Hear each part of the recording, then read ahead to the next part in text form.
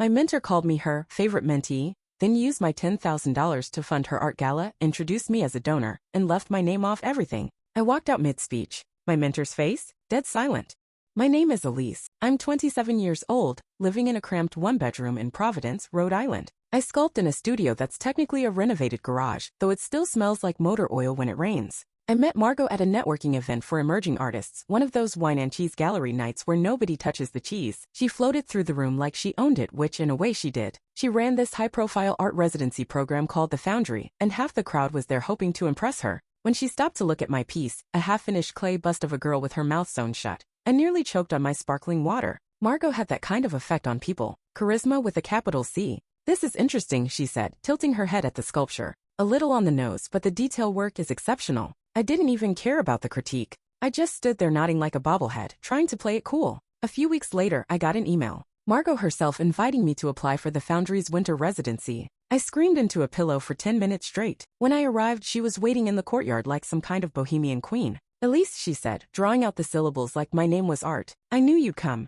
Over the next few weeks, we built what I thought was a relationship. She'd invite me to walk with her through the sculpture garden, drop little nuggets of mentorship, quote obscure French sculptors, and brush dirt off my shoulder like a doting aunt. She always called me kid, always with this sly little smile. Then one afternoon while we were eating sandwiches on the cracked stone patio behind the studio, she said it. To be my favorite mentee, Margot teased, flicking her sunglasses up onto her head, you'd have to sponsor the residency showcase. I laughed. Like, full-on laugh. Sure, right after I win the lottery. But she didn't laugh with me, just looked at me, chewing slowly, her face unreadable. No, seriously, she said. I mean, it's not required, of course, but it would really show your commitment, your belief in the community. Then she leaned in closer, and it would give me room to really invest in your growth. One-on-one critiques, introductions to gallerists, you'd be at the top of my list. I felt my pulse in my neck. I didn't have parents who came to art shows. My brother thought sculpture was hipster nonsense. Margot made me feel seen. Like if I just did this one thing, I'd finally be on someone's radar, someone who mattered. I wired her $10,000 that night, my entire savings. I told myself it was an investment in my future and her and us. And I didn't tell anyone, not my roommate, not my best friend, not even my old professor who once warned me, be careful with idols. They're usually just people who need applause. I wanted it to be a private act of trust, something sacred, between me and Margot. I didn't know yet that trust with her was a one-way street. The day of the showcase felt like a beginning. I curled my hair for the first time in months, wore my best black dress, the one I'd bought for a cousin's wedding and only wore once because it made me feel too visible. I even borrowed a DSLR from a friend, thinking I might snap some pictures of my piece next to Margot, proof I was finally in the room that mattered. When I arrived at the gallery, it was already packed. Dim lights, soft jazz, a sea of wine glasses. My sculpture, a new one I'd worked on every night for weeks, stood in the back corner, half-lit. I thought maybe the lighting would be adjusted later. I spotted Margot right away, surrounded by a cluster of 20-somethings in matching t-shirts that read, Foundry Futures. Her girls, as she liked to call them. I'd only met two of them before, both barely out of undergrad. I figured we were all part of the same club now, Ments, protégés, chosen ones. She saw me and smiled, then waved me over. Elise, there you are. Come, come. My heart kicked up. She was going to introduce me. Maybe even talk about the donation, the work I'd put in, the promise she made. This is Elise, she said, gesturing toward me as she spoke to a tall woman in a Channel blazer, likely a reporter. She's one of our wonderful donors, part of our supporter circle. I blinked. Supporter circle? Oh, lovely, the woman said, shaking my hand without really looking at me. Always nice to meet the generous ones. Generous ones. I smiled through it, nodded, tried to make sense of what just happened. Surely this wasn't it. Maybe later in the evening she'd pull me aside, say something real. I wandered toward the brochure table, flipping through one of the glossy programs. There was a page dedicated to donors. Thank you to our community angels. My name wasn't there. Neither was my sculpture in the artist's spread. I scanned it 3 times, certain I must have missed it. But no. There were profiles of all the Foundry Futures artists. Even that kid who arrived 3 weeks late because of visa delays had a full paragraph. Me? Nothing. Then came the photos. Margot standing between her girls, arms around them, all of them grinning like they'd just discovered fire. The same photo was being taken again, right across the room. A photographer snapping away as the group posed under a Next Generation banner. I raised my camera halfway, then put it back down. No one would be taking my picture. No one even seemed to know I was part of this. I stood there for a minute, just long enough to realize the lighting on my sculpture wasn't going to change. No one was going to point it out. No one was coming. So I left. I walked out before the unveiling, before the speeches. I passed Margot on the way. She didn't notice. I didn't make a sound. I was 16 the first time I saw Margot in person. She came to our high school as a guest critic, the kind of visit that made teachers nervous and students either show off or shut down completely. I was somewhere in the middle, gripping the edge of my easel like it might save me. My piece was a self-portrait in acrylic. I'd stayed late every day for a week, layering brushstroke over brushstroke until the skin looked real and the eyes followed you from across the room. I remember feeling proud of it. Nervous but proud. Margot stopped in front of my painting with a faint frown, arms crossed. Technically good, she said after a pause, but there's no fire in it. You're just mimicking what you think art should be. I opened my mouth, but nothing came out. She was already moving on to the next easel. She paused at a messy abstract piece by a girl who rarely showed up to class. Now this, Margot said, eyes lighting up, this is messy but brave. I feel something. The girl beamed. I just stared at my painting, which suddenly looked dead. After that day, I told myself I'd prove her wrong. I kept working, applying to summer programs, sketching until my hands cramped. When I won a local student art competition that spring, I thought, this is it. Margot was one of the judges. She was even at the ceremony. When they called my name for first place, I looked straight at her. She clapped politely, then leaned over to congratulate the second place winner, some boy whose piece was a reimagining of Greek myths using popsicle sticks and charcoal. Later, I found her in the lobby and tried to thank her. She smiled vaguely as if she didn't remember who I was. It's a good start, she said. Keep at it. That phrase followed me like a curse. In college, I kept tabs on her gallery. Read every interview. Took classes from artists who had studied under her, just to feel adjacent. I sent her emails, polite ones, short and thoughtful, asking for advice, thoughts, maybe a chance to meet. She never replied. Still, when I heard about the Foundry residency, I applied that same night. When I got in, I called my best friend sobbing. I thought, finally, she sees me. But being at the residency didn't erase the past. It only echoed it. She'd walk into the studio while I was working and say things like, still stuck in the same ideas? Or your technique is too tight. Loosen up. Then she'd turn to one of the newer girls, usually someone conventionally beautiful with chipped nail polish and cigarette breath, and say, now that's a fresh eye. But I stayed. I nodded. I took notes when she spoke, even when it felt like she barely saw me. It's hard to explain to people who haven't been through it what it's like to crave approval from someone who withholds it on purpose. It doesn't just chip away at your confidence. It rewires your brain. You start thinking that pain is part of the process, that if you're hurting, it means you're getting close. So I kept sculpting. I kept listening. I kept hoping. Even when I knew deep down I was always going to be just potential to her. Never enough to celebrate. Always just shy of worthy.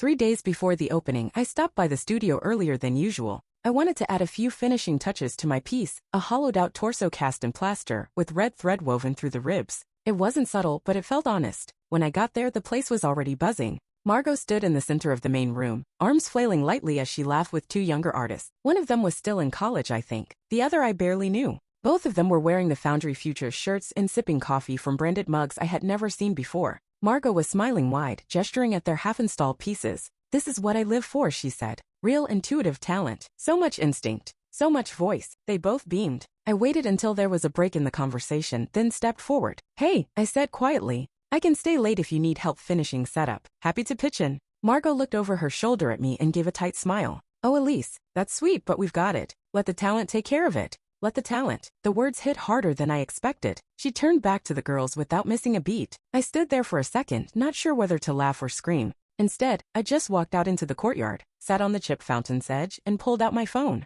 That was when I saw the promo materials. The Foundry had posted a carousel of event teasers on Instagram, portraits of each featured artist, candid shots from the studio, blurbs about mentorship and creative legacy. I scrolled slowly, checking twice. I wasn't in any of it. No mention of my name. No mention of my donation. No trace of my sculpture or studio shots. It was like I didn't exist. I sat with that for a long minute. Then I opened my email and typed Foundry Residency Gala confirmation. I reread the transfer note from when I wired the $10,000. There was a sentence Margot had written in reply. I see this as the beginning of something meaningful between us. I had thought that meant something. I really did. That night, back in my apartment, I couldn't sleep. I sat at my tiny kitchen table with a chipped mug of tea, watching the steam curl up like it was trying to disappear. I thought about every time I had swallowed disappointment around Margot. Every time I told myself to be patient, to be grateful, to keep at it. But for what? So I could be the person who quietly gave everything, just to stand in the background? No more. I didn't cry. I didn't write some long letter. I just made a quiet decision.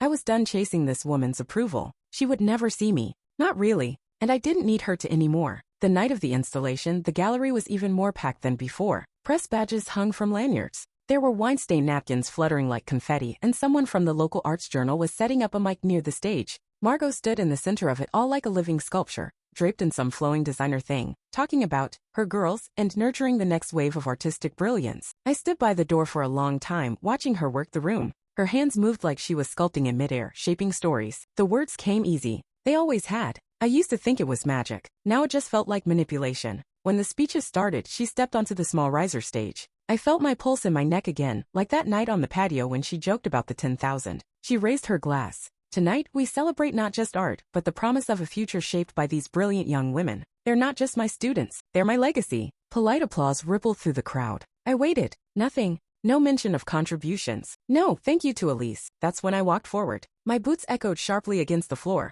I saw a few heads turn, but I didn't care. Margot, I said loud enough to cut through the second round of clapping. You forgot someone. She blinked. Elise, she said slowly, like she wasn't sure what role I was about to play. So glad you could make it. I stepped fully onto the platform beside her. My hands weren't shaking, but my voice was low, controlled. I gave $10,000 to make this event happen. I wired it to you directly as you requested, because you told me you believed in me. A few gasps. Someone's camera flashed. Margot's smile cracked just a little. Elise, this isn't the time. No, you're right. The time was when you thanked everyone but me. When you erased me from the brochure. When you paraded your real protégés in matching shirts and told me to let the talent handle things. She opened her mouth again, but I didn't stop. I don't want a seat at your table anymore. I want the truth out there. I reached into my coat and pulled out a small folder. I wasn't planning to, but I had brought it just in case, a printed copy of our email thread, the bank transfer confirmation, and even a short voice memo Margot left me the night I agreed to send the money. Elise, this will cement your place here. I promise you won't regret it. I handed the folder to the woman with the press badge closest to us. Margot took a step forward, flustered. Elise, please, you're clearly upset. Let's not make a scene. Too late. I'm not your muse, I said, eyes locked on hers. I was your crutch. You used me to fund your vision, and then you erased me the second I wasn't useful anymore. The room had gone dead silent. One of the girls in the matching shirts lowered her phone mid-selfie. A couple of photographers turned toward us. Margot took a breath, tried to regain her footing. Elise, you're being overly sensitive. There it was, the line she always used when someone got too close to the truth. I shook my head. No, I'm being seen. Finally. Then I turned, walked down from the platform, and out the gallery doors. No one stopped me. And that silence? It was the loudest applause I'd ever heard. The morning after, my phone didn't ring. No missed calls, no apologetic emails, no vague DMs from Margot's girls. Nothing. And for once, that emptiness felt good. I made breakfast, actual breakfast, not toast over the sink. Eggs, avocado, coffee I didn't reheat twice. I sat at my tiny kitchen table and ate it slowly, the way people in movies do when they're content. I didn't check my phone. I didn't check the gallery's Instagram. I didn't even think about what Margot must be spinning behind closed doors. Because I knew this part already, she'd pretend nothing happened. That was her specialty, vanishing acts. It wasn't until mid-afternoon that a name popped up I didn't expect. Paula, co-director, The Foundry. Her message was awkwardly formal, like she was writing a press release and forgot who it was for. Hi Elise, just circling back. We weren't aware of your financial support of the gala until recently. Apologies for any miscommunication. Hope we can connect to clarify some things. I stared at the message for a while. So that was the play. Distance Margot from the money. Pretend it was all a big mix-up. Try to slide back into polite silence without ever saying the word sorry. I didn't respond. Let them stew. Let them scroll through the comment section asking, who was that woman? Let them dig up their inboxes and find the receipts I kept neatly archived. Let them have their crisis meetings and damage control calls. That was no longer my problem. By the time the sun dipped below the skyline, I was curled up on the couch with a book I wasn't reading, a blanket I rarely used, and no one to impress. No performance, no spotlight. And for the first time in years, I didn't feel the need to explain myself to anyone. I didn't feel like a failed daughter, a background artist, or a ghost of someone else's success. I just felt like me. And that was enough. I didn't want to sue Margot. That wasn't the point. But a week after the confrontation, once the silence stretched too long and the polite distance turned into a calculated freeze-out, I booked a consultation with a legal advisor. Her name was Brenda. Sharp, plain-spoken, and not the type to sugarcoat anything. No contract, she asked, raising an eyebrow as she skimmed the folder I slid across her desk. No paper one, I said. But I've got the emails, the memo, the wire confirmation. She asked me directly for the funds with specific promises. One-on-one mentorship. A permanent role in the showcase. Brenda flipped through the documents, then leaned back in her chair. Well, she said slowly, this isn't open and shut. But it's not nothing either. She explained something called promissory estoppel, a legal way of saying, you made a promise, I relied on it, and now I'm screwed because you broke it. It wasn't a slam dunk, but it was enough to send a very uncomfortable signal. That afternoon, I got an email from a name I didn't recognize. Anthony Keller, legal counsel, The Foundry. The message was stiff, corporate. 2 full paragraphs of vague concern and faux regret, followed by the real point. We would like to offer a resolution. A reimbursement of $3,000 along with the mutual understanding that this matter be considered closed. We respectfully ask that you refrain from any further disparagement of Ms. Whitmore or the Foundry team in public forums. $3,000. 3 out of the 10 I gave, and a gag clause thrown in like a souvenir. I laughed. Out loud. alone at my kitchen table. It was like someone mugged me, then offered to return one of my shoes and called it generosity. I forwarded the email to Brenda. She called me 5 minutes later, already irritated. "This is weak," she said. "It's a scare tactic dressed up like a peace offering. They're banking on you folding." I didn't fold. We drafted a formal response, one that made it clear I wasn't just some naive donor who got her feelings hurt. I was someone who had receipts, who knew what she was owed. I still hadn't decided if I'd go through with the lawsuit, but just knowing I had the option, that changed everything. Because for once, Margot couldn't control the narrative. She couldn't erase me with a shrug or a smirk, not when I had leverage. And the thing about people like her, they hate when the story leaves their hands. 3 weeks after the gala, I signed the lease on a new studio. It wasn't glamorous, just a sunlit corner of a shared warehouse near the river, with exposed pipes and a crooked radiator that hissed like an old man clearing his throat. But it was mine. No Margot. No métier hierarchy. Just clay, light, and space to breathe. I picked up a part-time job at a gallery across town. The owner, a woman named Nina, ran it like a community center more than a business. She paid fairly. She asked real questions about my work. She didn't once mention exposure as a form of compensation. One afternoon, while labeling pieces for an upcoming group show, I met Tessa. She wore big round glasses and a denim jacket covered in patches, feminist slogans, plant names, a stitched moon phase wheel. She made prints and ran workshops on weekends. She also laughed like someone who didn't care if people stared. We got lunch. Then we got drinks. Then we started meeting up just to talk. Tessa never asked about Margot, but she did ask about me. Who I was before the foundry. What made me start sculpting. What I was afraid to put into my work. I told her everything eventually. She didn't offer advice. She didn't try to fix anything. She just listened. And it hit me how rare that was, how long it had been since someone simply heard me without trying to fold me into their own story. One night, over cheap red wine and leftover Thai, I mentioned this letter I'd been mentally drafting for weeks. "To Margot?" she asked gently. "No," I said. "To myself, the version of me who thought that donation would finally make someone see her." Tessa nodded, then said, "You should write it, just once, even if you never send it." So I did. The next morning, I sat at my kitchen table, the same spot where I'd once obsessed over emails and promo posts, and I wrote it. No flourishes. No, dear Margot. Just the truth. I wrote about the hunger to be chosen, about the cost of waiting for someone else to give me value. I wrote about betrayal, yes, but also about the part one played in believing crumbs were kindness. I printed it, folded it, placed it in an envelope with no return address. I dropped it in the mailbox near the park. Not for her. Not even really for me. But to mark the end of a chapter one never wanted to write in the first place. Margot posted a slideshow the week after my letter dropped into the mailbox. It was the usual blend of curated smiles and lofty captions, black and white candids of her with her girls, lines about art as legacy, and a quote from some obscure philosopher I was too tired to Google. She didn't mention me, not even a vague acknowledgement. If you just stumbled onto the post, you'd think the gala had been flawless. You'd think no one ever stood on that riser and said, "I was your crutch." But the comments told a different story. Beneath the hearts and fire emojis were questions. Was Elise there? Didn't she help fund this? I thought she was part of the residency. Then silence. No replies. Just a slow pileup of question marks Margot couldn't delete fast enough. It felt good. Not gloating, not revenge. Just visible. For once. 2 days later, I got a message from someone I hadn't talked to in over a year, Lydia, a painter who used to live in the residency's back studio. "Hey, I saw what happened. Just wanted to say thank you. I quit the program last week. Watching you speak up made me realize how long I've been swallowing the same crap." I didn't respond. I wasn't ignoring her. I just didn't need to be part of it anymore. Some stories don't need sequels. They just need to end. I was in the middle of repainting one of my studio walls when my phone buzzed again. Voicemail, Mom. I froze. I hadn't spoken to her in almost a year. Our conversations had always been polite but strained, the kind where every word was carefully chosen to avoid landmines. She'd never liked that I pursued art, said I was chasing hobbies instead of stability. I sat on the studio floor and pressed play. Her voice was quiet, hesitant. "Elise, I don't know if you'll even listen to this. I saw something online about the gallery, the speech. I don't know all the details, but I want to say I'm sorry. Not just for that. For not standing up for you earlier. For making you feel like you had to prove something just to be worth noticing." She paused. I could hear her breathing. I don't expect a response. I needed to say it. You deserved better. From her. From me. The message ended. I didn't cry. I thought I might, but instead, I just sat there, legs folded beneath me, hands resting in paint-smeared denim. The wall smelled like primer and possibility. I didn't know if I'd call her back. That wasn't the point. The point was, for once, someone had spoken up for me, not in a room, not in front of strangers, not for applause, just in the quiet. And maybe that's where healing starts. Not with some dramatic gesture, not with fireworks, but with silence that finally stops hurting.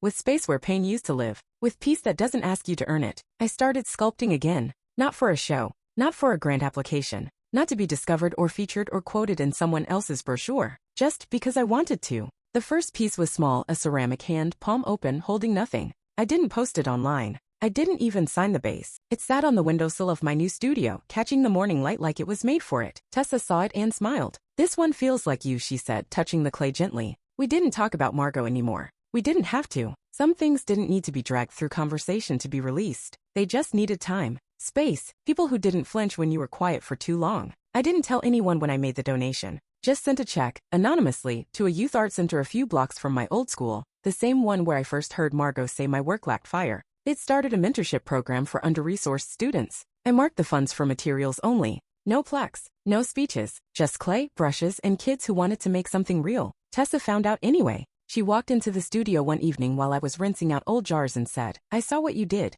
I didn't even try to deny it. She stepped closer, leaned in, and kissed my forehead. "You're safe now," she said. It was a simple sentence, but it landed in a place I didn't realize was still bruised. I closed my eyes and let it sink in. Because she was right. I wasn't waiting for permission anymore. I wasn't trying to earn a seat. I wasn't holding out for someone to finally choose me. I was choosing myself, not as a last resort, not out of exhaustion, but as the beginning. Brick by brick, I was building something better. Not a legacy, not a gallery, a life, and this time it was mine.